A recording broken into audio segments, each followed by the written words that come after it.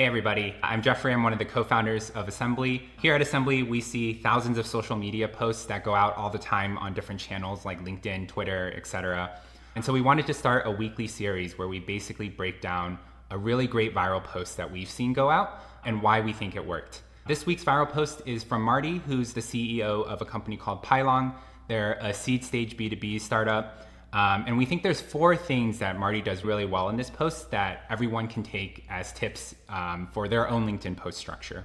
So with that being said, the first tip that we see is really about the hook. So this post from Marty is about their fundraising round, and he does a really good job making sure some of the juiciest info is up at the front. That very first line is, "We raised Pylon's 3.2 million seed round in 6 days." That alone probably gets you to pause if you're interested in reading more about fundraising. It's really succinct, it doesn't add any extraneous details, and it's direct and to the point. For those of you who don't know, LinkedIn also limits posts on the feed to the first 3 lines before they show a see more button. And if you read the next 2 lines about the SVB collapse and the venture world falling apart, it continues that punchy narrative of really wanting to read more and really wanting to click in and see what the rest of the post is about. So that's our first tip. We think the hook is really good here, and a strong hook is always the key to success.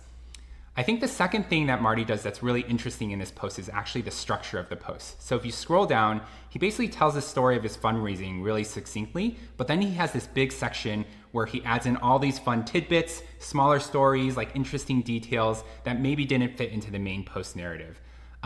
This is something that we think is a really interesting tactic that you can try out and see if it works for your own content. What we think makes it work well is that it allows your main post narrative to still be really strong, really punchy, have that really succinct writing style that LinkedIn likes, but then it still allows you to add all those great nuances and personal details in another section. And this is really great because if users are interested in reading more, they can continue to engage and read all the nuance, but if they're just here for the main story, they also can get the high-level summary up top as well.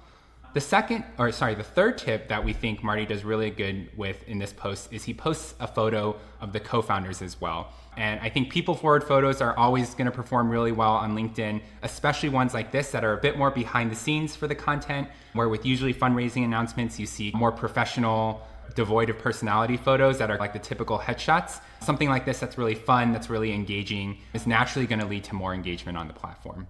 The fourth and final thing that I think is actually the most interesting thing about this post is the comment strategy. I think there's standard things that are being done that we always recommend. He tags a lot of the personal people that were involved in the fundraise and helping him fundraise. This gets them to engage, which then in turn shows the post on their feeds for their followers. So you start to get some sort of compound network effects that way.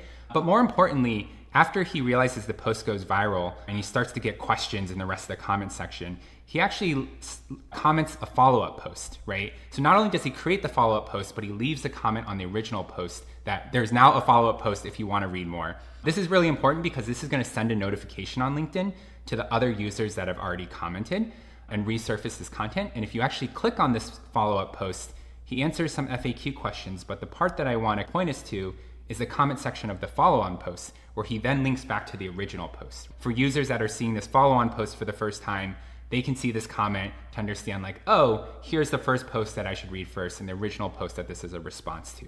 So we think this is really great because it's really common to create and repurpose content, but one thing we think a lot of users and businesses forget about a lot is how to use comments to actually link that content that you're repurposing to each other. As a reminder, a lot of this auto comment functionality is also available in Assembly in a more automated way as well. Awesome, that's this week's content breakdown. Let us know if you have any questions, and see you guys next week.